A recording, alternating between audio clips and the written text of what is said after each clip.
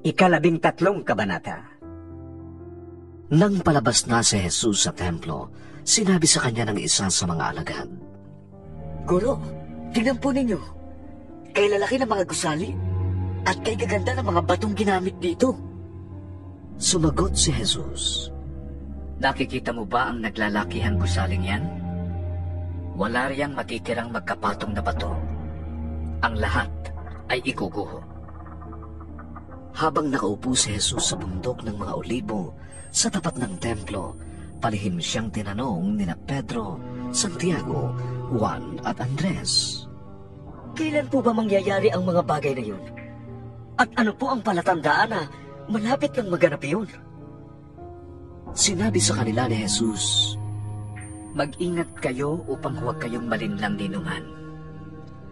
Maraming lilitaw at magpapanggap na sila ang Mesyas at ililigaw nila ang marami. Huwag kayong mababalisa kung makabalita kayo ng mga labanan at mga digmaan. Dapat mangyari ang mga yon, ngunit hindi pa yon ang wakas. Makikipagdigma ang mga bansa sa kapwa-bansa at ang mga kaharian sa kapwa-kaharian. Lilindol sa iba't ibang dako at magkakaroon ng taggutom. Ang mga ito'y pasimula pa lamang ng paghihirap, na tulad ng nararanasan ng isang nanganganak. Mag-ingat kayo, sapagkat kayo'y isasakdal sa mga hukuman at hahagupitin sa mga sinagoga. Dahil sa akin, ihaharap kayo sa mga gobernador at mga hari upang kayo'y magpatotoo sa harapan nila. Dapat munang maipangaral sa lahat ng bansa ang magandang balita bago dumating ang wakas. Kapag kayo'y dinakip na nila at iniharap sa paglilitis, huwag kayong mababahala tungkol sa sasabihin ninyo.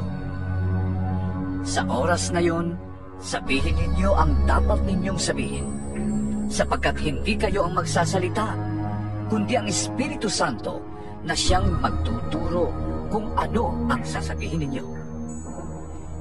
Ipapahamak ng kapatid ang kanyang kapatid upang ipapatay. Gayon din ang gagawin ng ama sa kanyang anak. Lalabanan ng mga anak ang kanilang mga magulang at ipapapatay. Kapupuotan kayo ng lahat dahil sa pagsunod ninyo sa akin. Ngunit ang manatiling tapat hanggang wakas ay maliligtas. Kapag nakita na ninyo sa dakong di dapat niyang kalagyan ang kasuklam-suklam na kalapastanganan, unawain ito ng pumabasa. Ang mga nasa Judea ay dapat nang tumakas papuntang kabundukan. Ang nasa bubungan ay huwag nang mag-abalang pumasok sa bahay upang kumuha ng anuman. At ang nasa bukid ay huwag nang umuwi pa upang kumuha ng balabal. Sa mga araw na yon, kawawa ang mga nagdadalang tao at ang mga nagpapasuso. Ipanalangin ninyong huwag mangyari ang mga ito sa panahon ng taglamig. Sapagkat sa panahong yon, ang mga tao ay magdaranas ng matinding paghihirap na hindi pa nararanasan mula ng likhain ng Diyos ang sanlibutan, at hindi na muling mararanasan pa kahit kailan. Kung hindi pa iikliin ng Panginoon ang panahong yon ay walang maliligtas. Ngunit alang-alang sa kanyang mga pinili, paiikliin niya yon. Kung may magsabi sa inyo, narito ang Mesyas, o kaya'y naroon siya, huwag kayong maniniwala, sapagkat may mga magpapanggap na Mesyas at may mga magpapanggap na propeta. Magpapakita sila ng mga tanda at mga himala upang iligaw, kung maaari, pati ang mga hinirang ng Diyos. Kaya't mag-ingat kayo. Bago pa mangyari, ay sinasabi ko na sa inyo ang lahat. Pagkatapos ng mga kapighatiang yon, magdidilim ang araw. Hindi magliliwanag ang buwan. Malalaglag mula sa langit ang mga bituin at magugulo ang mga kapangyarihan sa kalawakan. Makikita ng lahat ang anak ng tao na dumarating na nakasakay sa alapaap at may dakilang kapangyarihan at karangalan. Susuguin niya ang kanyang mga anghel sa 4 na sulok ng daigdig upang tipunin ng mga ito ang mga hinirang ng Diyos. Unawain ninyo ang aral mula sa puno ng igos. Kapag magulang na ang mga sanga nito at nagkakadahon na, alam ninyong malapit na ang tag-araw. Gayon din naman, kapag nakita ninyong nangyayari na ang mga bagay na ito, malalaman ninyong malapit na ang kanyang pagdating. Siya'y paparating na. Tandaan ninyo, magaganap ang lahat ng ito bago mamatay ang mga taong nabubuhay ngayon. Mawawala ang langit at ang lupa, ngunit hindi ang aking salita. Ngunit, walang nakakaalam ng araw ni oras na yon. Kahit ang mga anghel sa langit o ang anak man, ang Ama lamang ang nakakaalam yon. Magbantay kayo at maging handa, dahil hindi ninyo alam kung kailan ito mangyayari. Ang katulad nito'y isang taong maglalakbay sa malayo. Iniwan niya ang kanyang tahanan sa pamamahala ng kanyang mga utusan. Binigyan niya ang bawat isa ng kanya-kanyang gawain at inutusan niya ang tanod na magbantay. Gayon din naman, magbantay kayong lagi, dahil hindi ninyo alam kung kailan darating ang Panginoon ng sambahayan. Maaaring sa takip-silim, sa ating gabi, sa madaling araw, o kaya'y sa umaga. Baka siya'y biglang dumating at marat ng kayong natutulog. Ang sinasabi ko sa inyo'y sinasabi ko sa lahat. Maging handa kayo. 14 na kabanata. 2 araw na lamang at pista na ng Pasko at ng tinapay na walang pampaalsa. Ang mga punong pari ng mga Hudyo at mga tagapagturo ng kautusan ay naghahanap ng paraan upang maipatakip si Jesus ng palihim at maipapatay. Huwag sa kapistahan at makamakagulo mga tao. Sabi nila, nasa Betanya noon si Jesus sa bahay ni Simong Ketungin.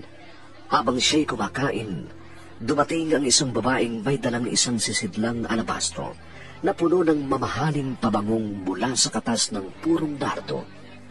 Binasag niya ang sisidlan at ibinuhos ang pabango sa ulo ni Jesus. Nagalit ang ilang naroroon at sila'y nag-usap-usap. Bakit niya inaksaya ang pabango?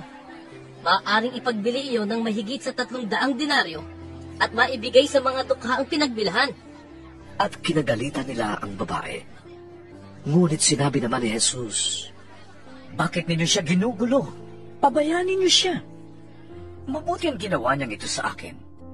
Habang panahoy kasama ninyo ang mga dukha at anumang oras ninyong ibigin ay makakagawa kayo sa kanila ng mabuti. Ngunit ako'y hindi ninyo kasama sa habang panahon. Ginawa niya ang kanyang makakaya. Hindi pa may binuhusan na niya ng pabango ang aking katawan bilang paghahanda sa paglilibing sa akin. Sinasabi ko sa inyo, saan man sa buong mundo'y pangaral ang magandang balita, ang ginawa niyang ito ay ipapahayag din bilang pag-alaala sa kanya. Si Judas Iscariote, na isa sa 12, ay pumunta sa mga punong pari ng mga Hudyo upang ipagkanulo si Jesus. Natuwa sila nang marinig nila ang alok ni Judas at nangakong bibigyan siya ng salapi. Mula nooy humanap na si Judas ng pagkakataong maipagkanulo si Jesus. Unang araw noon ng pista ng tinapay na walang pampaalsa, araw ng paghahain ng korderong Pampaskwa. Tinanong si Jesus ng kanyang mga alagad, Saan po ninyo gustong ipaghanda namin kayo ng hapon ng Pampaskwa? Inutusan niya ang 2 sa kanyang mga alagad. Pumunta kayo sa bayan at may masasalubong kayong isang lalaking may dalang banga ng tubig. Sundan ninyo siya sa bahay na kanyang papasukan. at sabihin ninyo sa may-ari, ipinapatanong po ng guro kung saan silid siya maaaring kumain ng hapunang Pampaskwa kasalo ng kanyang mga alagad. At ituturo niya sa inyo ang isang malaking silid sa itaas na mayroon ng kagamitan. Doon kayo maghanda para sa atin. Nagpunta sa bayan ang mga alagad at natagpuan nga nila roon ang lahat gaya ng sinabi ni Jesus sa kanila at inihanda nila ang hapunang Pampaskwa. Kinagabihan, dumating si Jesus na kasama ang 12. Nang sila'y kumakain na, sinabi ni Jesus, Tandaan ninyo ito. Pagtataksilan ako ng isa sa inyo na kasalo ko. Nalungkot ang mga alagad at ang isa't isa'y nagtanong sa kanya. Ako po ba, Panginoon? Ako po ba, Panginoon? Sumagot siya, Isa sa inyo nakasalo ko sa pagsawsaw ng tinapay sa mangkok. Mamamatay ang anak ng tao ayon sa nasusulat. Ngunit kahabag-habag ang taong magkakanulo sa kanya. Mabuti pa sa tao yon ang hindi na siya pinanganak. Habang kumakain sila, si Jesus ay dumampot ng tinapay at nagpasalamat sa Diyos. Pagkatapos, kanyang pinaghati-hati ang tinapay at iniabot sa mga alagad. Sinabi niya, Kunin ninyo ito. Ito ang aking katawan. Dumampot din siya ng kopa at matapos magpasalamat sa Diyos, ay iniabot din niya yon sa mga alagad at uminom silang lahat. Sinabi niya, Ito ang aking dugo ng tipan na mabubuhos para sa marami. Sinasabi ko sa inyo, hindi na ako iinom ng alak mula sa katas ng ubas hanggang sa araw na ako'y uminom ng bagong alak sa kaharian ng Diyos. Umawit sila ng isang himno at pagkatapos ay nagpunta sila sa bundok ng mga Olibo. Sinabi ni Jesus sa kanila, Ako'y iiwan ninyong lahat, sapagkat sinasabi sa kasulatan, papatayin ko ang pastol at kakalat ang mga tupa. Ngunit pagkatapos na ako'y muling mabuhay, mauuna ako sa inyo sa Galilea. Sumagot si Pedro, Kahit na po kayo iwan ng lahat, hindi ko kayo iiwan. Tandaan mo, sabi ni Jesus sa kanya, sa gabi mismong ito, bago tumilawak ang manok ng makalawa, ay 3 beses mo akong ikakaila. Subalit lalong ipinagdiinan ni Pedro, Kahit ako'y patayin kasama ninyo, hindi ko kayo ikakaila. ganoon din ang sinabi ng lahat. Dumating sila sa isang lugar na tinatawag na Getsemani. Sinabi ni Jesus sa kanyang mga alagad, Maupo muna kayo rito at mananalangin ako. at isinama niya sina Pedro, Santiago at Juan. Nagsimulang mapagabag at maghirap ang kanyang kalooban. Sinabi niya sa kanila, Ang puso ko'y puno ng hapis at halos aking ikamatay. Maghintay kayo rito at magbantay.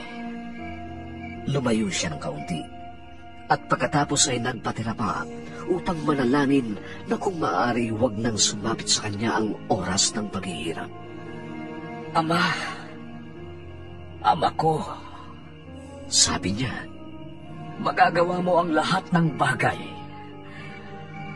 Alisin mo sa akin ang paghihirap na ito, ngunit huwag ang kalooban ko, kundi ang kalooban mo ang masunod. Nagbalik siya at dinatnan niyang natutulog ang 3 alagad. Sinabi niya kay Pedro, Natutulog ka ba, Simon? Hindi ka ba makapagbantay kahit 1 oras man lamang? Magbantay kayo at manalangin upang huwag kayong madaig ng tukso. Ang espiritu'y nakahanda, ngunit ang laman ay mahina. muling lumayo si Jesus upang manalangin at inulit niya ang kanyang kahilingan. Nagbalik siya muli sa kanyang mga alagad at sila'y naratnan niyang natutulog dahil sila'y antok na antok. at hindi nila malaman kung ano ang kanilang sasabihin. Sa ikatlo niyang pagbabalik ay sinabi niya sa kanila, Natutulog pa ba kayo at namamahinga? Tama na, at dumating na ang oras upang ang anak ng tao ay ibigay sa kamay ng masasamang tao. Magsitayo kayo. Narito na ang magtataksil sa akin. Nagsasalita pa si Jesus nang dumating si Judas na isa sa 12 alagad. May kasama siyang maraming tao na may mga dalang tabak at pamalo. Sila'y isinugo ng mga punong pari, mga tagapagturo ng kautusan at mga pinuno ng bayan. Ito ang hudyat na ibinigay sa kanila ng taksil. Ang hahalikan ko, iyon ang inyong hinahanap. Dakpin niyo siya at huwag pabayaang makatakas. Pagdating ni Judas, agad siyang lumapit kay Jesus. Guro, Ang bati niya at ito'y kanyang hinalikan. Sinunggaban nga at dinakip ng mga tao si Jesus. Nagbunot ng tabak ang isa sa mga alagad at tinaga ang alipin ng pinakapunong pari at natagpas ang taingan niyon. Sinabi ni Jesus sa mga tao, Ako ba'y tulisan? At naparito kayong may dalang tabak at pamalo upang ako'y dakpin? Araw-araw akong nagtuturo sa templo at naroon din kayo. Ngunit hindi ninyo ako dinakip. Subalit kailangang matupad ang sinasabi ng kasulatan. tumakas ang lahat ng mga alagad at iniwan siya. Sinusundan si Jesus ng isang binatang walang damit, kundi ang balabal niyang bino. Sinunggaban ito ng mga tao, ngunit iniwan niya ang kanyang balabal at tumakas na hubad. Dinala nila si Jesus sa bahay ng pinakapunong pari. Nagkakatipon doon ang lahat ng mga punong pari, mga pinuno ng bayan, at mga tagapagturo ng kautusan. Si Pedro'y sumunod kay Jesus, ngunit malayo ang agwat. Nagtuloy siya hanggang sa patio ng pinakapunong pari at naupo na kasama ng mga bantay na nagpapainit sa tabi ng apoy. Ang mga punong pari at ang buong Sanhedrin ay naghahanap ng maipaparatang kay Jesus upang siya'y maipapatay, ngunit wala silang makita. Maraming ang saksi ang nagsasabi ng kasinungalingan laban sa kanya, ngunit hindi naman nagkakaisa ang kanilang mga patutuo. May ilang sumaksi ng kasinungalingan laban sa kanya. Narinig namin sinabi ng taong yan. Gigibahin ko ang templong ito na gawa ng tao. At sa loob ng 3 araw ay magtatayo ako ng iba na di gawa ng tao. Ngunit hindi pa rin nagkaisa ang kanilang mga patutuo. Tumindig ang pinakapunong pari sa harap ng kapulungan at tinanong si Jesus, Wala ka bang isasagot sa paratang nila sa'yo? Walang ibig si Jesus at hindi sumagot ng anuman. Muli siyang tinanong ng pinakapunong pari, Ikaw bang Mesias na anak ng Diyos na kapuri-puri? Ako nga, sagot ni Jesus. at makikita ninyo ang anak ng taong nakaupo sa kanan ng makapangyarihan sa lahat. Makikita rin ninyo siyang dumarating na nasa alapaap ng kalangitan. Pinulit ng pinakapunong pari ang sariling kasuotan at sinabi, Hindi na natin kailangan ng mga saksi. Narinig ninyo ang kanyang paglabastangan sa Diyos. Ano ang pasa ninyo? at ang hatol nilang lahat ay nararapat siyang makatay. At siya'y sinimulan nilang pahirapan. Dinuraan siya ng ilan, piniringan at pinagsusundo. Hula ko nga. Sinong sumutok sa'yo? Sabi nila, at pinagsasampal siya ng mga bantay. Si Pedro naman ay nasa patio sa ibaba nang lumapit ang isang babaeng katulong ng pinakapunong pari. Nakita niya si Pedro na nagpapainit sa apoy. Pinagmasdang mabuti at pagkatapos ay sinabi, Kasama ka rin ni Jesus na taga-Nazaret. ngunit nagkaila si Pedro. Wala akong nalalaman sa sinasabi mo. Sagot niya.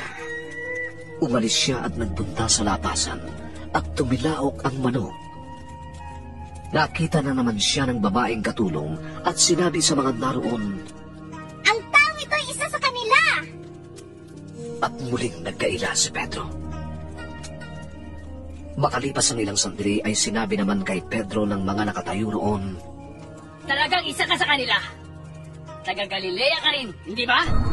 Sumpain man ako ng langit. Talagang hindi ko nakikilala ang taong yan. sagot ni Pedro. Siya namang pagtilaok uli ng manok. Naalala ni Pedro ang sinabi sa kanya ni Jesus. Bago tumilaok ng makalawa ang manok, ay 3 beses mo kong ikakaila. Nanlumos siya at nanangis.